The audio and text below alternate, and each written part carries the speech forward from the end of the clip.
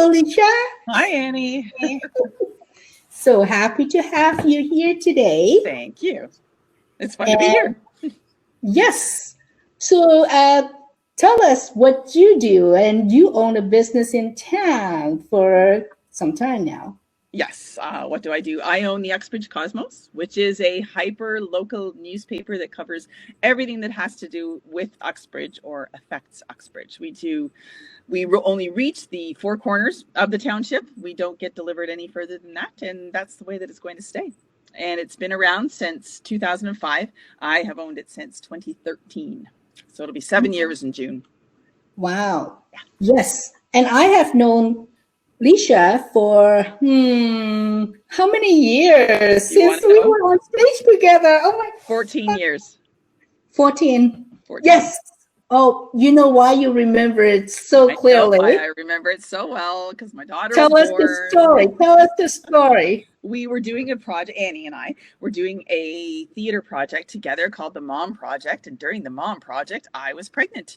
And then just before the show went up, I had my baby. The show went up in March and I had my baby in December. So my little 3-month-old girl got not just one mom, but a whole bunch of them because she was part of this production. So everybody always goes, of us, wasn't it? There were at least 30 women. Yep, at least 30. I think there were 33 of us. Yeah. Wow. Yeah. So. And the audience didn't know it took us 1 year together to write all our story before it get onto the stage. Yeah, it was quite the process. And it took 9 months. 9 months to make baby. Yeah, she is the story of the Mom Project. That's for sure. That's for sure. Yes. Yeah. So, yes, and I know you're very active on the theater, like on stage. And I know the Mom Project wasn't your first one to be like, which was the first time I ever got on stage. But tell me about your theater life, you know. My theater life is non-existent right now because of COVID. Oh. But I mean, I've been in community theater here. I was in community theater in Ottawa. I was in community theater in Switzerland when I lived there. Right now, I work at Haringate Barn Theatre, which is semi-professional, actually. It's not just a community theater, but I'm going to hopefully be doing a show later on the year, if not a couple, if they open things back up. And I'm going to try my directorial chops with Onstage Uxbridge next year in a very, very exciting production. And what did you study theater, or like when you were at I don't know, like since you were a young age, did you have that a passion that you want to be on stage? Yes. Did I study it? No, I wasn't allowed. Not allowed. Why? I was not allowed. I knew that I wanted to be an actor, and I just gravitated towards it naturally, performing on the stage. And I wanted to go to Ryerson to study drama. And my parents said I couldn't because it was not a university and I had to go to university. Oh. So I went to university for journalism instead. So, but I've taken courses like with the Royal Academy of Dramatic Arts, RADA, in Switzerland. We had courses through RADA when we were there. And so I've studied it on my own a little bit. Plus, I've got a fairly extensive musical background as well. So I've studied performing in that respect that way too. That's all. Wow. Other than that, I'm just am. Just give me a spotlight, man. I'm there. But journalism suits you too, right? That's how you actually end up owning the Uxbridge Cosmos, right? Yes. Because I was freelance writing for Conrad for a long time, whom I met. Conrad was the previous owner, Conrad Boyce. He started the paper and we were in a show together acting, because that's what he does too. It seems a theme here. And he knew that I had a journalism background. So I was freelance writing for him a long time. And then literally one day he called me up and said, I think I'm going to step back from the paper. What do you think? And I went, okay, how hard can it be? And I've been doing it ever since. Yeah. Wow. Yeah.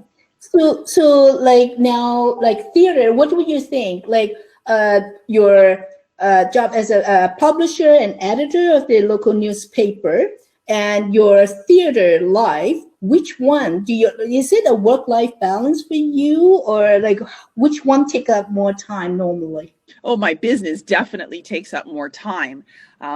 Theater, when you're in a show, as you would know, it does take up a lot of time. And the shows that I do at Haringey are quite long runs. They're not like a community theater where it's just 2 weekends. We have a month and a half, sometimes 2-month long runs every weekend. So it's a big time commitment, but I look forward to that. That's my spare time. I mean, right now with COVID and everything shut down, we've been at home. I've never been at home so much in my life, and I have to cook because we get fed at Haringey. Like, it's bizarre, but it is a balance, but it's all good. It's all fun. So it's not like I have to do that in order to get away from something else. But for sure, the paper takes up way more of my time. You have your own business too. It's a 24/7 thing. It really is. But you have your love to of theater, right? And I know there's lots of live stage show they could not perform, but I was a fan of this the shows go on, right? They still go on, and they have it on every Friday. But I just thought, why does theater they don't have something that virtually? I think it can be delivered. Did they ever delivered? It's well, if I look at Onstage Uxbridge, we've all it's a volunteer run. We're all volunteers, right? The board and actors, we do it for the love of it. And right now everybody is just kind of trying to swim through these really strange times. So that group doesn't have, I think, the capacity to go online to do anything. We would really need to band together and focus on it. We just haven't talked about it yet. Depends on how all of this goes. With regards to Haringey, I can't even speak to that, why they're not doing that. I think they're just waiting to see, because it's a different model that they have. I mean, part of their thing is their food. Okay, a huge part of their thing is their delicious food. So would they be able to sell it to their clientele the same way? We've just got our actors here for you doing a play reading or something. I don't know whether it would fly the same way, and I don't know if that's what they want to do, but that's their business, their capital B business and their small b business. I don't know. I would love to do something, anything, just to do it and to keep it in the minds of people. But it's not my bailiwick to do that. It's not my job. I got my own business to worry about. Right. Yeah. Actually, I heard some creative ideas some people have is organize event, but then they order the delivery food from local community, right? And you're supporting the local restaurants too. Exactly. That's a good thing. Maybe it's a partnership. That's what we have to do now online, doing all these collaborations. And then you and I just brainstorm before, there's maybe something coming that we can collaborate. Well, there's heaps of stuff I'm sure that we can do. Networking group, and because you and I are dear in the heart, about Uxbridge, right? Oh, I really need to show the audience about this. That I just I never. I like this place. I want those. Good for you. Oh, you can have one, baby. Lisha, too. One for you. Uxbridge Cosmos. Yeah, the problem is when you put that on your card, then everybody knows where you are. No, but that's my point, right? I own Uxbridge.com. That's how I used it for the longest time. I moved to the community, 1994, end of 1993. Right. Yeah, that's quite some time now. And this is a place that I stayed for the longest ever in my life. Wow. Uxbridge. I can't believe it, but I just loved it. And then I know you, you're dear, your heart is dear, like Uxbridge, and your newspaper is focusing on the news about Uxbridge. Even if it's a small town, we have, what is the population? You know better. About 23,000. Just over 23,000. The whole township, though. Whole township. But inside the town of Uxbridge, would you say just about 11? 10,000? I think it is. I think it's 11. I'm not sure. I could be wrong. Yeah. But around that. But just let people that not familiar about what Uxbridge is. But it is a very close-knit community. it has something special that we never probably seen in cities like that. No. People do. No, for sure. And you come across lots of other like example of what the community does. Can you mention something like these? You know, they help the nonprofit organization. Just recently, there's a fundraiser for the local food bank, right? In terms of what Uxbridge does to help Uxbridge, I could go on all day long. I mean, you just talked about PharmaSave and Samir, and they've exceeded their goal of wanting to raise a bunch of money. They wanted to raise quite a bit of money for the food bank, but now they're over $30,000. And over 30. Yeah, oh, so our mayor is going to. He loses his hair on Sunday afternoon. Oh, Sunday! Oh, we have to watch that. So there'll be a live feed for that on Sunday, and Sherry's going to lose her hair. Samir's already lost his. Just this morning, I was at Reachview Village, one of our our only long-term care home here in town, because the Lions were delivering a bunch of food and snacks and that to the frontline healthcare workers inside. And I just thought, seeing as they were on the front page of the paper this week, not the Lions, the Reachview Village was, it would be good to just show how, and this is Lions in this district. This isn't just our own local Lions getting this money, but it was given to them. So they're doing that. And the optimists last Friday, it was $75,000 to the township for the pump park. Rotary is always doing things. They've got their Catch the Ace, which runs weekly in the paper when the lottery is going on. And that's just the service clubs. That's not talking about what Lori Shaw and Danielle Cameron are doing with Uxbridge Helping Hands right now. It was on the front page. Yes, it was on the front page, I think, of last week's paper or the week before. I can't remember exactly which one. But that's a good story, because I read, like I read about them, like they saying they don't find anything that happened in other areas that do what they do. Nope, they have not been able to find another example of it, and they're trying to get it out there. They're trying to share their model, for lack of a better word. They're trying to get other communities to catch on, and just maybe people are paying attention. Oh, tell some audience here that they might not have heard about what Lori and like with the Helping Hands. I know that it started, I'm not even sure I could do it justice, but I know that it started out when the COVID lockdown was first starting to form. If you know of somebody who needs groceries and you're able to help out, register with us. Or if you are somebody who needs help in some capacity, register with us. Like, kind of let them know. And they were going to act, I think, as a conduit between people who needed help and people who could help, hence Uxbridge Helping Hands. And at the time I thought, what a fabulous idea. And I wanted to sign up, but I couldn't because I was sick. So I would have been pretty useless. But somehow, and I don't even know that they really are sure how, it morphed into this thing where they were contacting local businesses and asking them if they wanted to participate in putting some of their items up, and they started calling them raffles. So what they do is they have a list of, they might have 20 spots. You buy however many spots you want for $5, and then at the end of it all, they draw a name from those spots, and the item gets given to number 6 if that's whose name they picked, and then the money that was collected goes to that business to purchase the product that was given in. And they've earned over $50,000, and that was 2 weeks ago when I did that story. So that's what they've cycled back into the community at a time when a lot of businesses are going, I hope that I'm still here by the end of the summer. So it's been a really neat process to watch, and they're not even sure how it's happened or what's going on. Well, but I think it's Uxbridge people responded. Yeah, right? And Uxbridge people are very happy to do that. That's just over and over and over again, like we were talking about earlier. Uxbridge people are really, really willing to help in any way that they can, everywhere. Yes. So that's the type of stories that your paper, the Uxbridge Cosmos, been reporting, right? Lots of people don't hear about like those stories about all these service clubs. They are actually very active in the community, right? Especially people that just moved in, like from the city to Uxbridge, right? They may not have known. I moved to Uxbridge, like I just saying, like in 1993.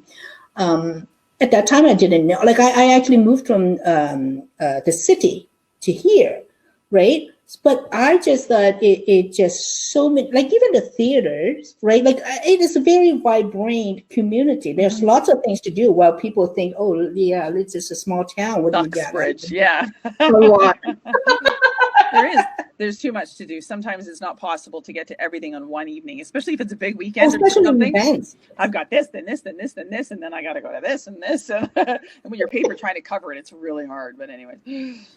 Yeah, I belong to at least like 2 choirs, right? Yeah. See? Yeah, and I belong to Tai Chi, and it's a big community. Like, like I think the Tai Chi group now, they have over 55. That's awesome. Members, right? And they come out like they used to. Well, now the COVID-19, we can't. Like majority of them come out every Friday morning. Really? Yes. That's brilliant. It's interesting. I've been with them for 14 years, right? Like, but I just see the participation. Even the choir I belong to, right? Yeah. Like one of them, it's like close to 50 members. Yeah. And they just celebrated the 20th anniversary of that choir. Just I think that's years ago, right?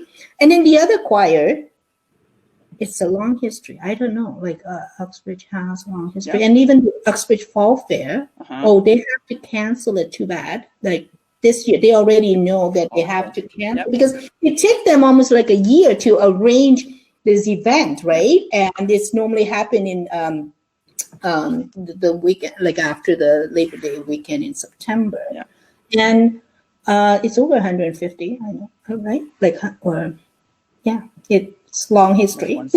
It's tragic that it's canceled for this year. It's just this, 2020, the year that wasn't. But they have, like you said. You know what? 2020. I remember when I first moved to Uxbridge, there was a 2020 vision plan, and that was 1998. Really? And I was in one of those members because why they named it 2020 is about the vision, right? Yes. Like, the 2020 vision. Optometrist will tell you whether you have 2020 vision or not.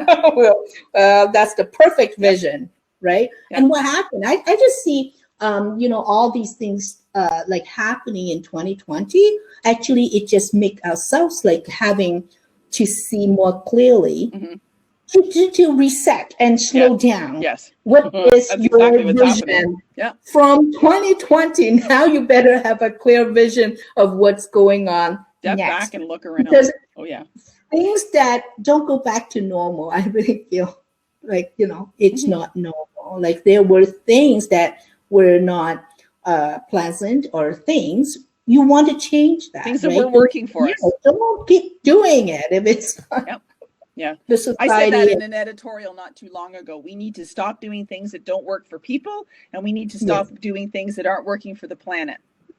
Yes. And now is the time to do it. Really is. Don't get me started. Yes. So I really thought there is a true meaning about 2020. That's what we have to get our vision clear if it's right. Yeah, totally right. A rare opportunity that the whole world have to slow down. Yes. To rethink. Yeah, I think that's what it is. I really do. And what is your vision for Uxbridge to help like this community with your paper? Well, not just paper. I think we would be able to communicate, and there are lots of form of communications. And because both you and I, we both like really, I don't know, we just have that heart for Uxbridge. I don't even know why I'm so dedicated. You just learn to love. That's all that it is. You just learn to love it, and you learn to be, you're active in the community. I think I'm pretty active in the community. Yes.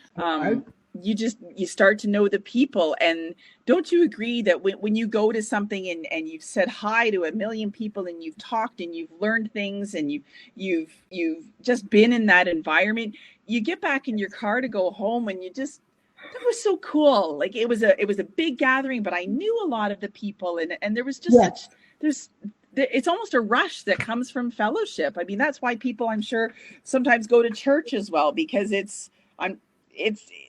just got that fellowship, and fellowship doesn't have to happen just in a building of worship. It can happen at the Farmers of Uxbridge. It can happen, if you get enough people together at Zayre's, it happens there. You just end up with that feeling of connectiveness. And now, more than ever, when people aren't allowed to connect, we know that we thrive on that and that we need it.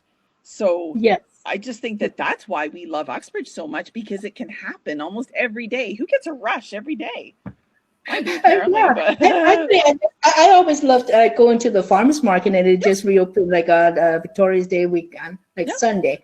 And I just thought, wow, how nice. I actually know the farmer, like the food where they grow in my bread. Because, my sister lived in the city, and she said, oh, you hear, it's like she hears a story about these farmers, like at the farmers market, they are actually selling some produce that they just bought in some other at the airport or something. No, but I'm different. Here, I know the farmer, right? Like we're building that trust because we know it's people. Totally true. And the same with the Uxbridge Networking Group, it's been 22 years, right? Yeah. So it's building that trust. Before we even built that, talking about the business, we have so much trust in others. Like the longest member who's been with the group, it's 21 years. Really? The group, still as a member of the networking group, right? It's building that relationship. I can say, like, what we collaborate and together, how powerful it is when the community comes together, right? And do a lot. Well, I'm looking forward to see, like, with the Uxbridge Cosmos, that we want to have the community, besides the community connecting together, we also want to connect people that they have relatives around the world. Like I believe in Uxbridge, it's just 20,000 people, but imagine how many they have overseas and everywhere. Oh yeah, goes everywhere. But now it's more so that we have the opportunity on the digital platform allowing us to communicate. So there are lots of opportunity for us to connecting people in Uxbridge with their loved one far away. Yeah, we are helping people in Uxbridge, and that's both our goal. Like whether it's the people living here or it's the businesses here, and I think with Lisha and me, we can take over the world. We can together do something. So everyone, watch out. Okay. Ha. Okay. So thank you, Lisha. No, it's all my pleasure. Thank you. I'm never on the other end of an interview. I'm always doing the interviewing. It's really hard. You know what? Questions. You know what? I'll give you a chance. So the next time you interview me. Okay. How's that? Okay. And we have it on video. Yeah. All right. That's a promise. Perfect. All right. Cool. Okay.